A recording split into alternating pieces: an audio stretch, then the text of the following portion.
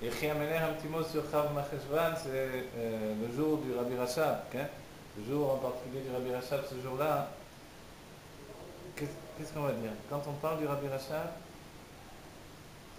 c'est toute notre être qui s'éveille à la Chassidut. Le Rabbi Rachab, c'est plus qu'un homme. On sait qu'il dit que déjà quand il était dans son nez, dans son nez, ça veut dire déjà dans l'époque de sa petite enfance, mais à la bar mitzvah, alors c'était en dehors de ce qu'on pouvait saisir de cet homme-là. Je précise, quand il était dans son nez, dans sa petite enfance, on peut encore l'approcher, essayer de comprendre cet homme-là, le Rabbi Rachab. Mais quand il a passé sa bar mitzvah, plus personne n'avait de tfissa sur lui. Comme ça, il écrit dans la Chassidut, il n'avait plus de perception de cet homme-là. C'est un homme au-delà de la normale. Et quand on pénètre dans les écrits du Rabbi Rachab, on voit que c'est plus un être humain qui vient vous parler de Chassidut.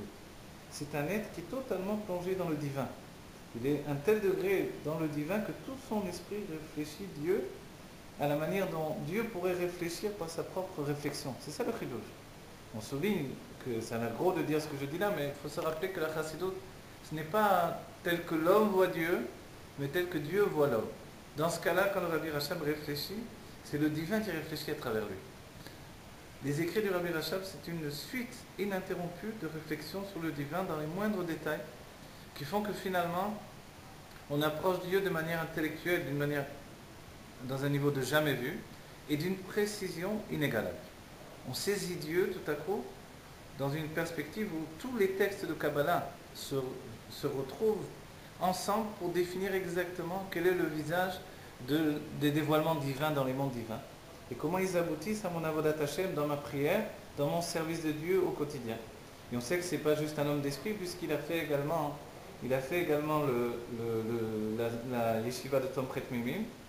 Et de ce fait-là, le Rabbi Rachab, il nous dit comment on doit servir Dieu, il nous donne les kélim pour servir Dieu. Et on peut dire qu'aujourd'hui, la phase de notre judaïsme, elle ne peut pas être la même dès que le Rabbi Rachab est venu dans le monde.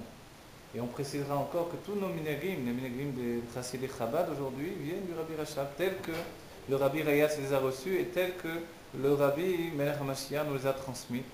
Nos minagim dans la prière, nos minagim dans le Avodat Hashem, dans tout ce qui est notre comportement, que ce soit Pessah ou dans toutes les fêtes, viennent du Rabbi Rachab. Et ces minagim, cette manière de se comporter, finalement, c'est une façon d'être enfin adulte dans le service de Dieu. C'est ça la venue du Rabbi Rachab dans le monde, c'est dévoiler comment un juif, avec un grand sérieux, va devenir un être adulte pour servir Dieu. Et ça, c'est extraordinaire. Notre judaïsme s'est transformé totalement.